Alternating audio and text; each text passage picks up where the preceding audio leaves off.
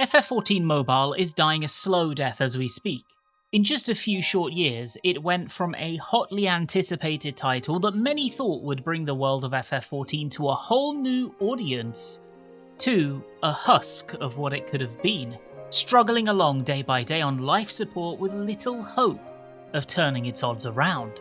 In fact, when you open its own website, all you get now is an error. It's almost unbelievable when you really think about it. Final Fantasy XIV is one of the biggest staples of the MMO genre, with a history spanning over a decade and an incredible rags-to-riches story all of its own. It's a success, and it made it through the worst of times to get to the best of times.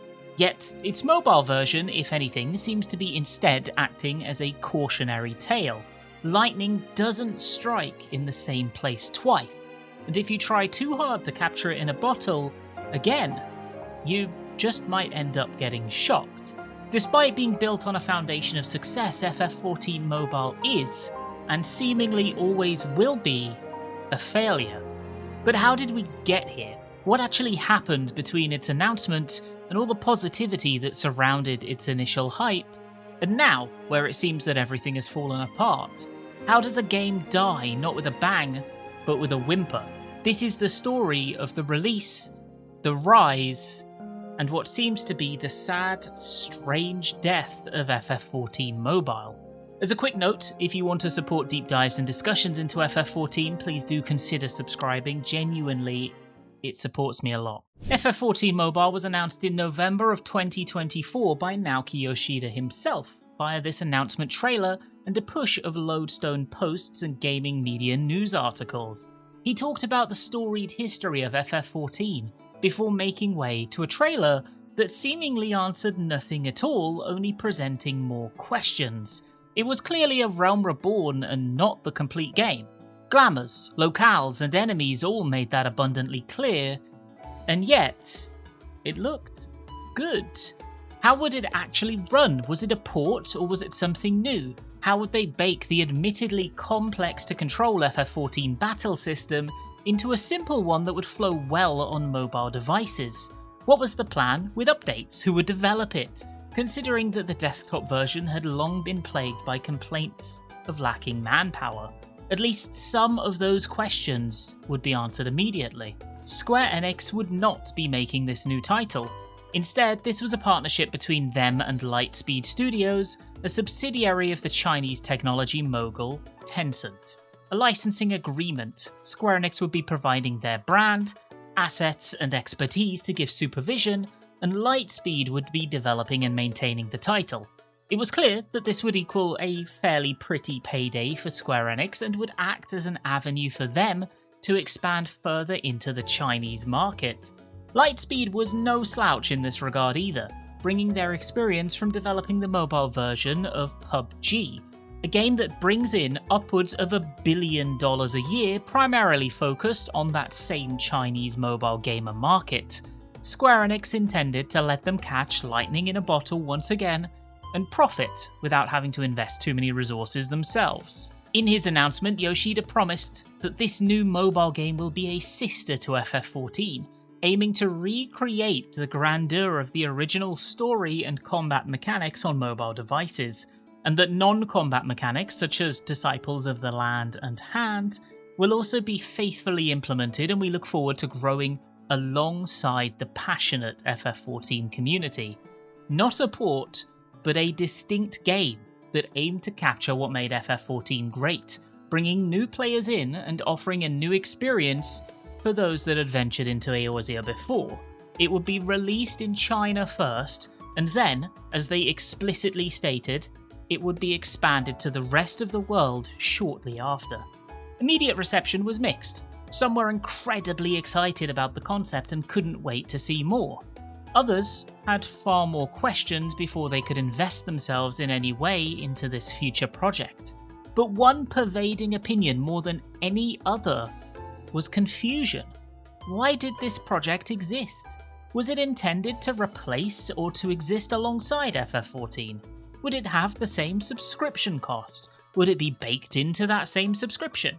It was clear that there had been some failure in messaging here, that important details had been hidden away in the depths of Q&As and thus been missed by the majority.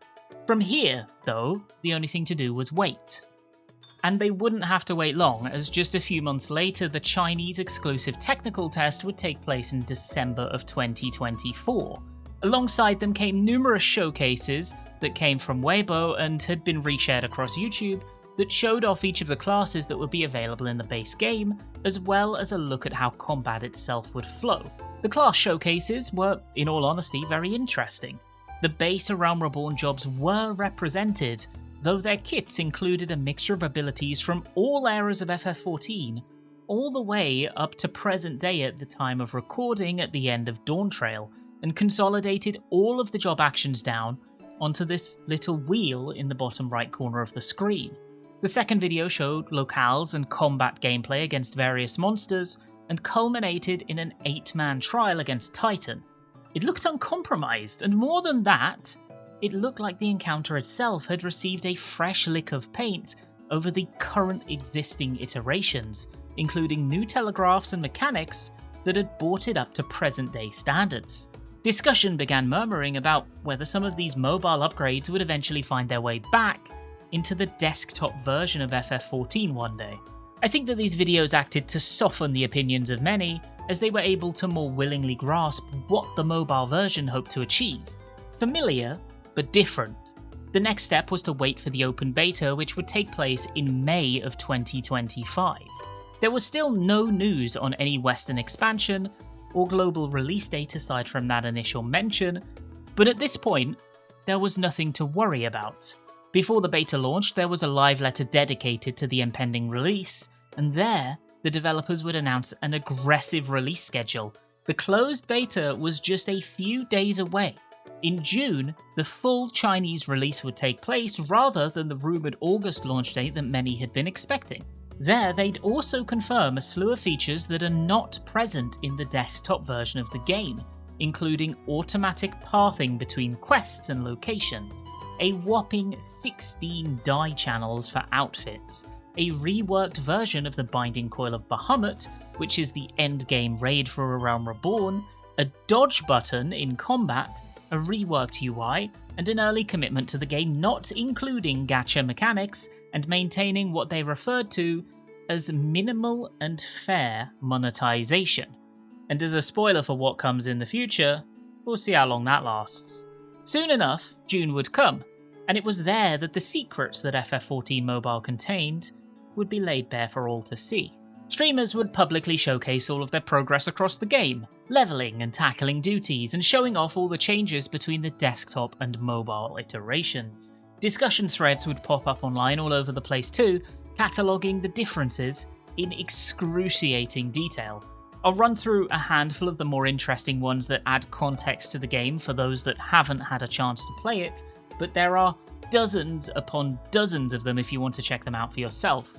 Whilst a lot of the game was received positively, the core combat felt recognisably FF14.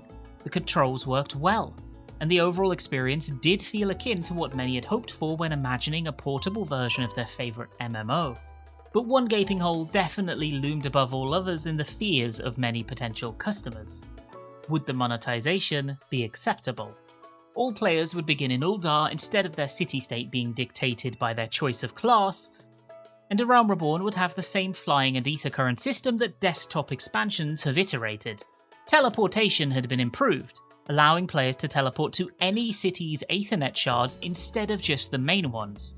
Fates had been reworked as well, adding marmots that could lead players to special loot upon completion, much like Eureka and Happy Bunnies, as well as the addition of Forlorn Maidens, bicolor gemstones, and cumulative milestones for completing the same fate multiple times.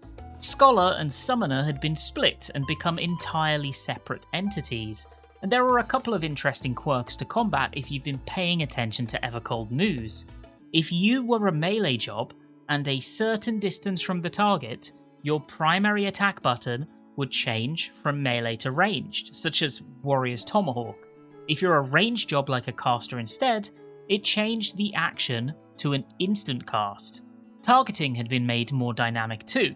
If the target dies mid-cast, the action will just automatically redirect to the next target. If you're using a healing action without a target, it will automatically target the party member with the lowest HP. So yes, some of those dynamic targeting options, where skills will change based on who you are targeting and how you are targeting, that was marketed with Evercold, those were in FF14 Mobile to an extent in some kind of trial version.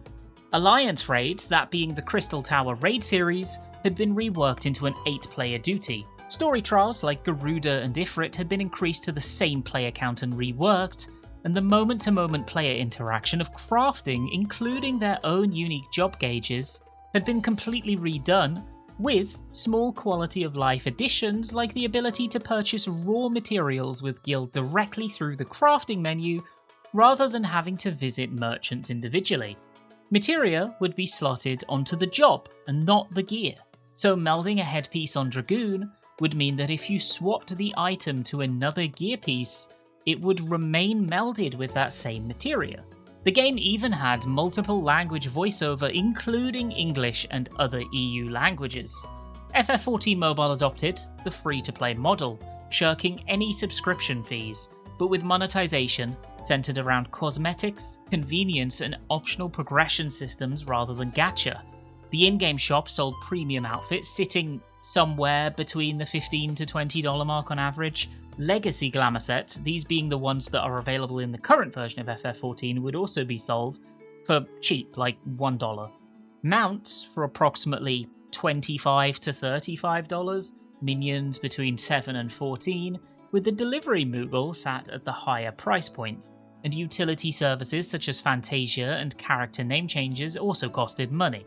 Outside the cash shop, the game introduced 2 mobile-specific monetization systems, a monthly premium subscription and a seasonal battle pass.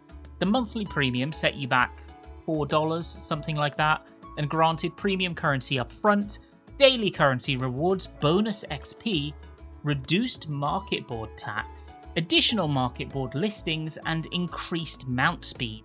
The battle pass ran for roughly 3 months with both a paid and free reward track, and the kind of things you could get for it would include cosmetics, dyes, crafting materials, expansions to the size of your inventory, glamour items, and exclusive battle pass currency that you could spend in a dedicated reward shop. Some interesting rewards included a radiant gem, which could be used to add glow to a primal weapon of your choice, and a chocobo barding, which was at the time the Warrior of Light themed one. In addition, there were extra rewards in the paid tier, including fashion coupons, which you could use to buy glamours, orchestrion rolls, minions, items that you could use to trade in for special weapons, glamour equipment, and at the end of it all, a coffer with a full glamour outfit. While the monetization avoided any obvious losses like loot boxes, the inclusion of convenience boosts, particularly faster mount speed, economy benefits in the player market, and XP bonuses, was an issue that sparked debate within the community. Some saw it as pay to win, and suddenly an ugly shadow was looming over the future of FF14's mobile version, as players were nervously watching to see if this monetization model would get more egregious over time. One part that truly stood out, though, was the monetization of a feature that had been advertised as important quality of life for the mobile version before release: the ability to auto-path towards objectives, and to make it clear, not engage in auto-combat or turning in quests, just pathing. But that had been heavily marketed and debated, and players were quickly learning that actually this was locked behind a layer of monetization. To use this feature, you would have to purchase pathfinding scrolls, which costed real money. The outrage was palpable, and after listening to feedback, Lightspeed Studios quickly attempted to rectify the situation a handful of days later, announcing that the Pathfinder scroll would be given out for all players for free, and in future it would be a quest reward, and that those who had already purchased it would be refunded. All in all, seems like a rapid and quality response to what could have been a nightmare. But in the coming months, that goodwill would rapidly be eroded away, as launch was left in the past and the months rolled onwards towards patch 2.1.0, new content and additions were set to be included. The update would highlight familiar encounters for longtime FF14 fans, including Good King Mogulmog, Leviathan, and Ramu. In addition, PvP had been added to the mobile version, an inclusion that massively expanded gameplay variety, but they also added new cash store items like a customizable mount, and in what caused far more controversy, new hairstyles. These hairstyles offered two-tone colouring and even toggleable adornments, giving players a level of customization not available in the global client. But in order to obtain some of them, you would need to spend premium currency to purchase a blind box, which would give one of the hairstyles that you didn't already own at random. For all intents and purposes, a gacha system for glamour using paid currency. What's more, diving deeper into the mobile cash shop revealed a blend of familiar and exclusive items, outfits that are typically earned with MGP in the global version, such as the gambler's attire, were locked behind real money purchases here. More recently, another controversy took place following the implementation of the game's housing system, in which an endlessly frustrating bug or misstep in terms of development choice took place. The housing system at its core was reminiscent of that from the desktop version, a lottery system, but there were some plots which were purchasable for gil, and others which were exclusive to premium paid currency. Whilst annoying, I can see this as being fairly acceptable in the grand scheme of things.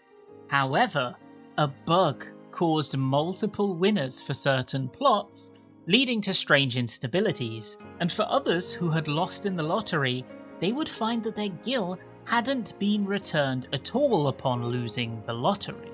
So you could invest millions upon millions of gil for a chance at a plot, and if you didn't win, you'd lose it for good.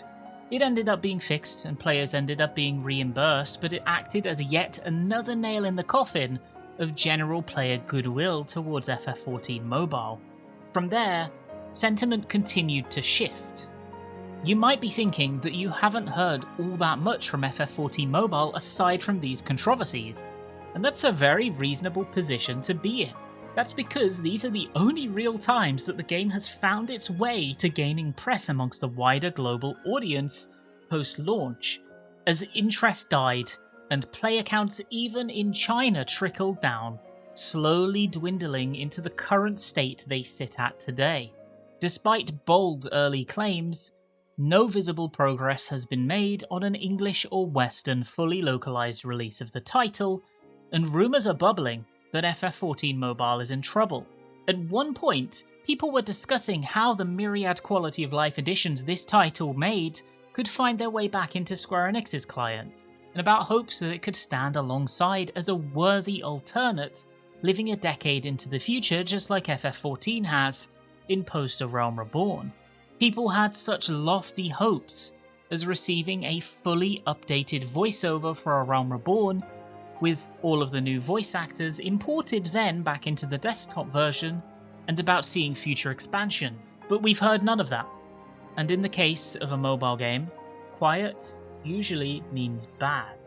Patch 2.2 came and went, adding more story, expansions to Coil and more, with a little more than a peep. Though, and I actually first heard about this discussion via a Mr. Happy video that I've linked in the description, one of the game's producers talked fairly candidly via an interview in which he discussed some of the issues beleaguering the game, which was then subsequently translated by members of the community in the community Discord server.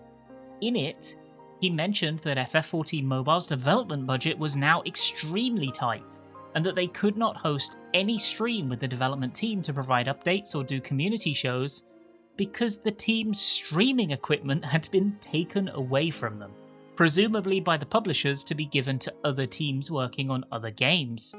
They also mentioned that the title was operating at a deficit and losing money right now on a daily basis, and that as a result, a global release was no longer part of their current plan.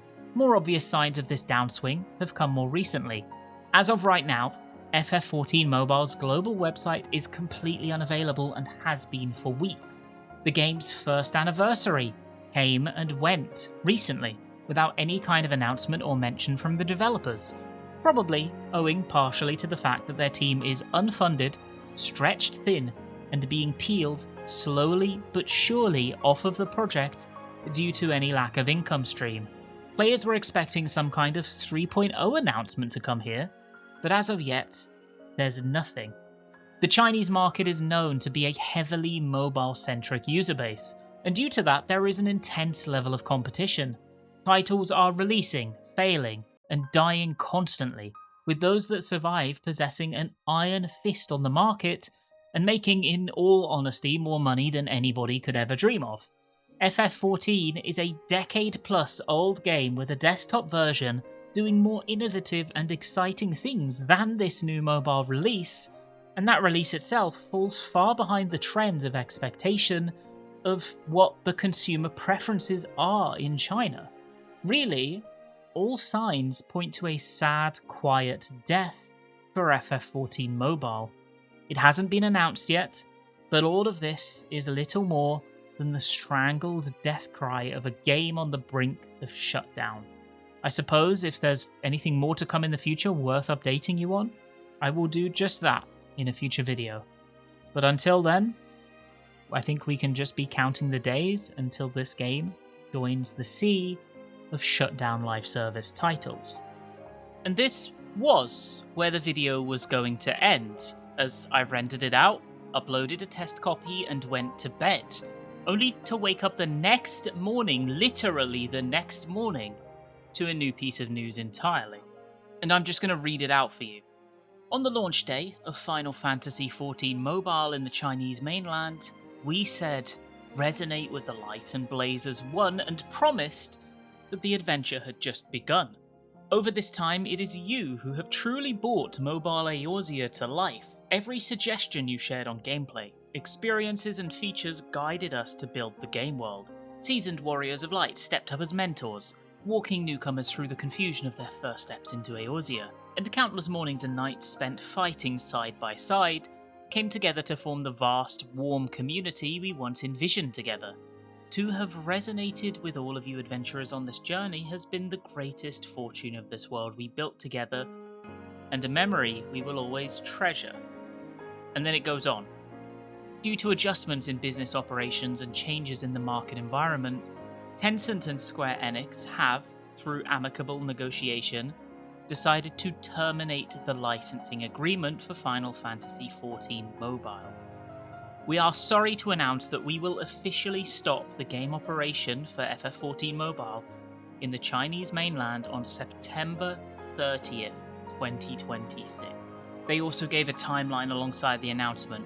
Today, immediately, July 17th, which is yesterday at the time this video goes live, new user registrations and in-game top-ups would be suspended. On September 30th, game operations would officially cease, the servers would go down, and FF14 Mobile would be over, and then 2 weeks later on October 15th, the forums and dedicated customer support would be closed as well. And there it is, I suppose. The sad, strange death of FF14 Mobile from start to finish in less than 2 years.